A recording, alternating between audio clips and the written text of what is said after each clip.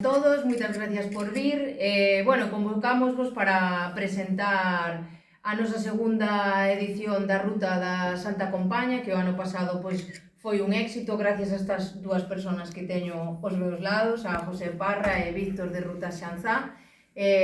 Sobre todo, ante todo, o Concello querelle dar as gracias a ambos, porque a verdad que se non fora por eles, moitas das iniciativas deportivas xa non só do Concello, sino a nivel Valdeorras, nin sequera saerían adiante, non? Entonces, por esa banda, gratitude e, sobre todo, gratitude tamén a todos os participantes do ano pasado. Agardamos que este ano volvan a participar, porque, desde o Concello de Vilamartín nos apostamos sobre todo polos recursos naturales, así o vimos demostrando desde tempos inmemoriables, non? Porque é o que temos, o recurso natural é o que temos que explotar. Este ano temos o distintivo de que, afectounos moito o tema dos lumes, entonces a paisaxe está totalmente transformada, casi irrecoñecible, pero aínda así nos temos que seguir facendo camiño e apostando por seguir vertebrando as rutas que unen diversos concellos e diversos territorios e animando sobre todo a poboación a participar. Entón, volvemos a apostar por esta ruta temática que, está ambientada na Santa Compaña, que, é unha lenda de tantas, no, que temos aquí dentro do folclore, da cultura mística galega.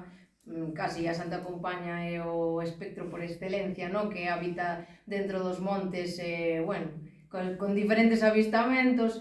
Entonces,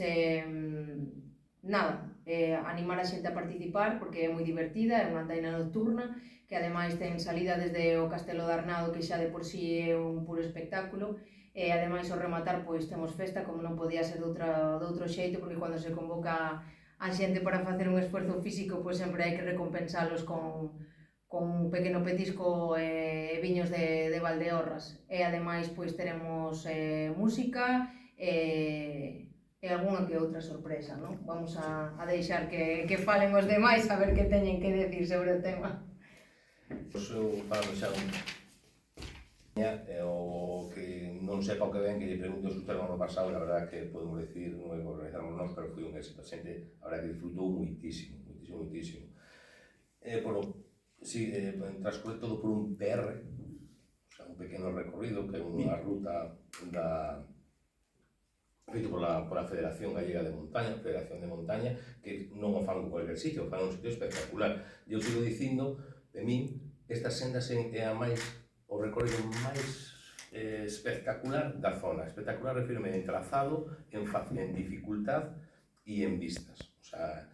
Sale do Castillo de Arnao, sube a Correxais, temos aí uns 3,5 km de subida, que, aí vamos a experimentar o anoitecer. Ano pasado salimos, empezaba xa a caer o sol, entón chegamos a Correxais xa de noite. Depois o resto do recorrido, como ten que ser xa de noite. Estamos a andaina da Santa Compaña. Estas procesións eran nocturnas, entón non se pode facer de día.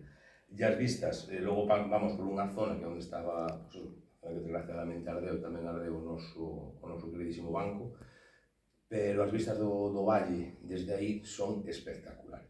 E depois baixamos outra vez, baixamos pola o camiño de Fervenza a Arnao, baixamos outra vez a Arnao, e chegamos ao castelo, e aí terminamos como se ten que terminar cualquier evento que quera ter un futuro, que é unha boa festa. Efectivamente.